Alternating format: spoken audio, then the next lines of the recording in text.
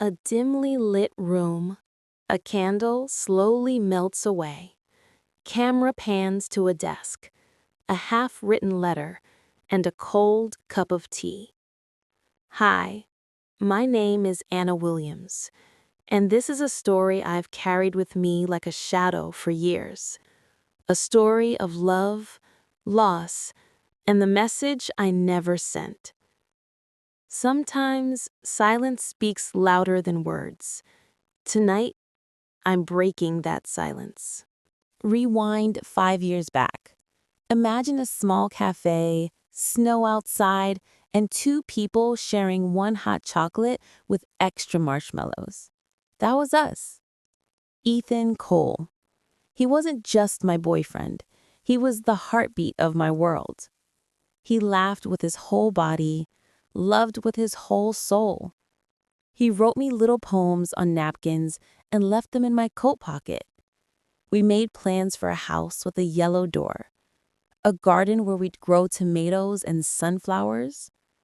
Looking back now, those memories feel like dreams I can no longer reach. It was a Sunday. I woke up to his text.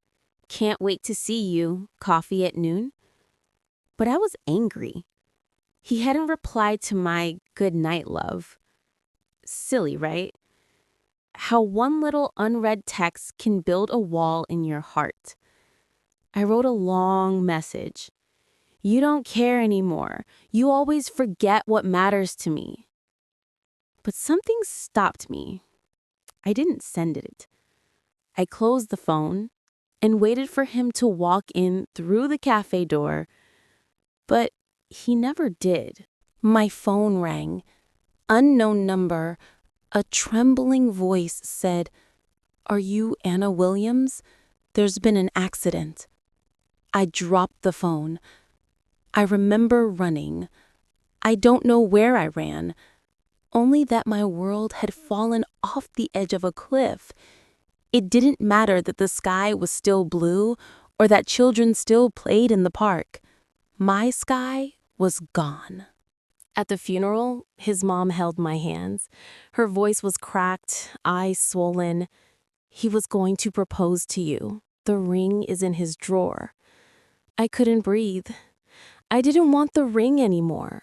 I just wanted one more day, one more coffee, one more argument, one more chance to say, "I'm sorry. I love you." I stayed home for weeks. Didn't answer calls, didn't eat much. I slept in his old hoodie just to keep his scent alive. At night, I'd play his voicemails on repeat. "Hey babe, call me back when you wake up." I'd do anything to hear him call me one more time. One night, I opened my phone and read that unsent message again. I cried, not because of what I wrote, but because I imagined him reading it and never knowing he meant everything to me. That night, I realized grief isn't just about losing someone. It's about the things you never got to say. Healing isn't a straight line. I started going to therapy. I joined a grief support group. I wrote letters to Ethan in my journal, letters I knew he'd never read. But every word I wrote felt like a stitch, sewing my heart back together. 3 years later, I packed a box of his things and donated them to a shelter. I finally took off his ring from my chain and kept it in a memory box.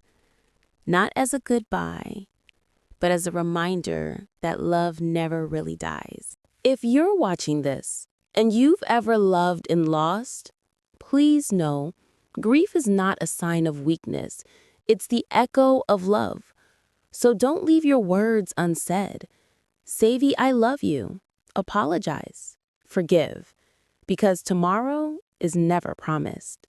Hello, we're excited to show you our native speech capabilities, where you can direct a voice, create realistic dialogue, and so much more. Edit these placeholders to get started.